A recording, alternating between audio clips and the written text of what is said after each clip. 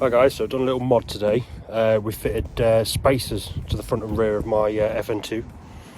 We'll go through those now. So we've done 20mm on the back and 15mm on the front, and it sits so much nicer.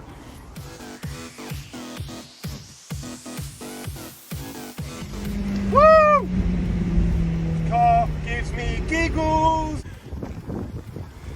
So I've not done a video on while I was doing it because I was under sealing, and I've just given the horrible cover on the back a bit of a lick of paint and whatever, but they sit in there nice.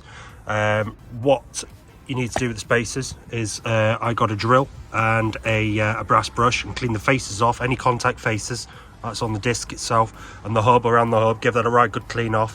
What you then do is you grease the back of the spacer itself, the full face, grease it just for peace of mind down the road. I promise you're going to want to do that, so do that. Stick that on, and then the bolts that come with the spacer, don't use a buzz gun on them. Whatever you do them by hand. I tighten those up to 108 Newton meters, so that's to the hub. And then with the wheel on, the wheel then bolts onto the spacer because these are hub centric. You then put the normal wheel nuts back on, and you tighten those to 80 Newton meters, and that is that. Do those specs and check them again in about 100 miles, just with a torque wrench all around, just to make sure everything's cool. But that's all you're going to need: a drill, wire brush, something to take the wheels on and off with, and a torque wrench. The fronts look a lot better as well. So I went for the Tegiwa ones because they've got like a black finish on them. Should be quite resistant to corrosion, hopefully. So I'm going to give it a go on the road now to see if it's made any difference or not.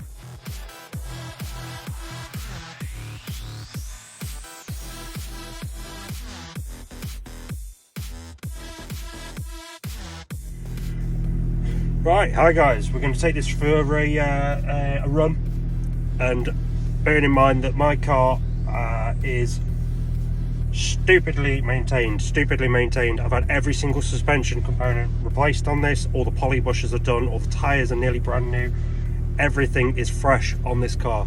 So any sorts of little changes that I do, I tend to feel them. So I'm going to give you an honest opinion of whether or not the spacers on this, you can feel them or not. There's a lot of ambiguity out there whether they make a difference or not on the road, but I shall let you know. So we're going to go for a little tazz about.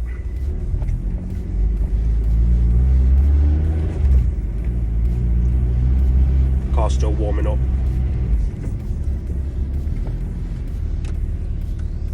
Immediately you notice there is a difference there. I'm just going to go this way.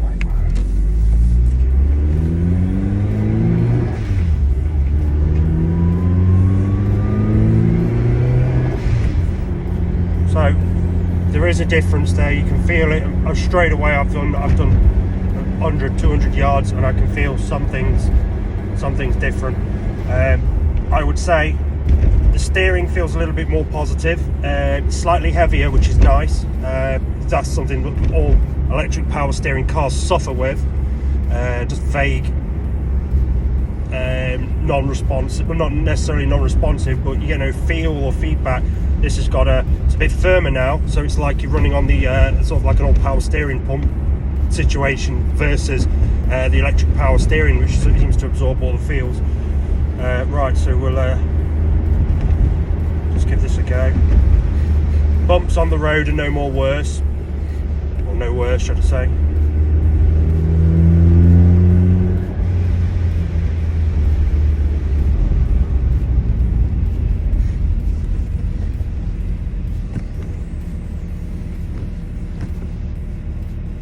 Click this back on when I'm up at the top. So we're moving again now. I'll tell you what it feels like. It feels like I've gone up a tyre size. That's exactly what it feels like. So sort of firmer now through the steering, so it holds straight easier, if you like, on acceleration. It definitely feels like that sort of strange feeling. You've gone up a tyre size and the car just wants to go in a straight line. I mean, that could negatively affect this thing around corners. We'll soon see. I do like this. This is cool. It's nice and firm. It's firmed up the steering.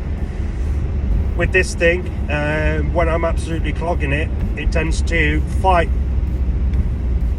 if you like, on the road with the power. So this could be a positive change for this guy. Let's give it a little blue beans here.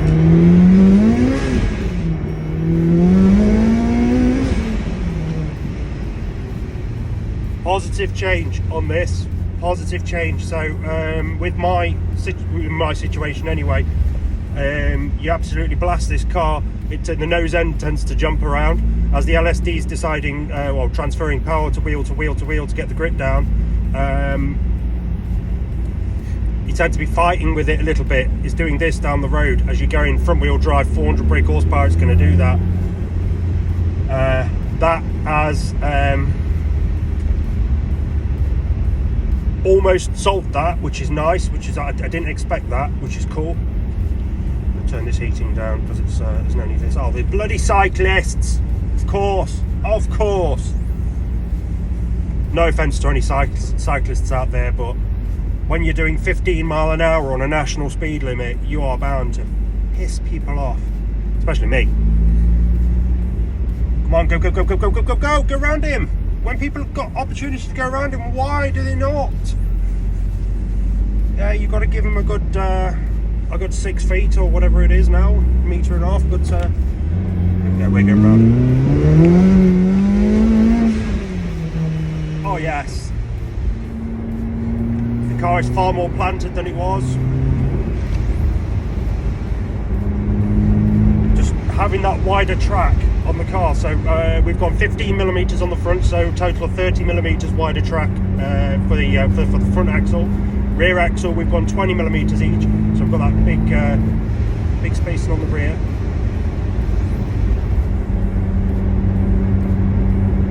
I would say there's a tiny bit more road noise, if that's such a thing. The roads here might just be shit, but tiny bit more road noise. Let's see if we can. I love that. So you go around a corner fast now, firmer, nice. Like that. It's like all the modern cars now with electric power steering. They tend to firm up the faster you're going. This is firm now. We've obviously still got power steering. My VTEC kicking in. I love that. Still got the crossover. Get back to what I was saying. So it's firmer. The newer cars, they have basically the motor slows down on those to give you that firmer feel, sportier feel, which you want in a sports car. This is how this feels all the time. Great, love it. So it's cool. I'm going to do a quick blast down the road. Another bloody set of traffic lights. So, I'll tell you where we can go. We can go to some country laning. There's a lovely bit of country laning down here. One thing I need to invest in as well. I need to invest in some front and rear facing cameras for when I'm doing these interviews. But thanks for listening to me waffle anyway.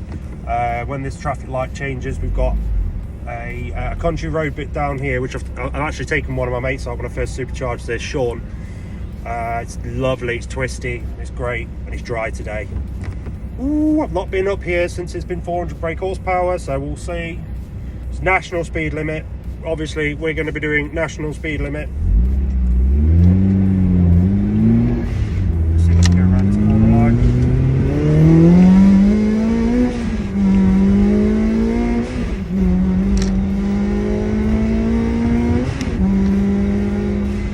Woo! Yeah, boy! Planted. Positive, very positive change just by doing those little spaces. I'm using the OE wheels, by the way.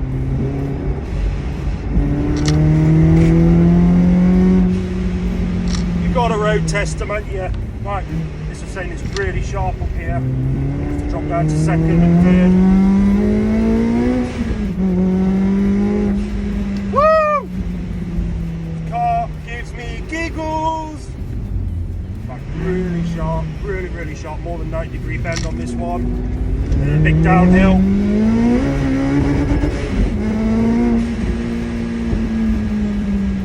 They've got to use some brakes here. Woo, boy! Hey, oh, get on your side of the road. Yeah, boy. Sticking third because we've got a big hairpin here. Big grip, big grip. Woo! And relax. And relax, yeah. So after playing with this car for a little bit, I feel like I've got more confidence now to use this power, and I have just fucking traipsed it down there. That was some short, twisty roads. Oh boy. Yeah, so overall, impressed. Tiny little subtle change.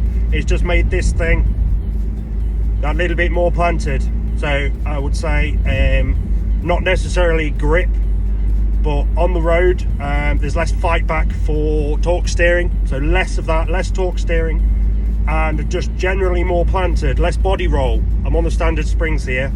I can't be lowered in my area where I live, my little bit, because there's just too many speed bumps and the roads are shit. But this has corrected all of that, and I am well impressed.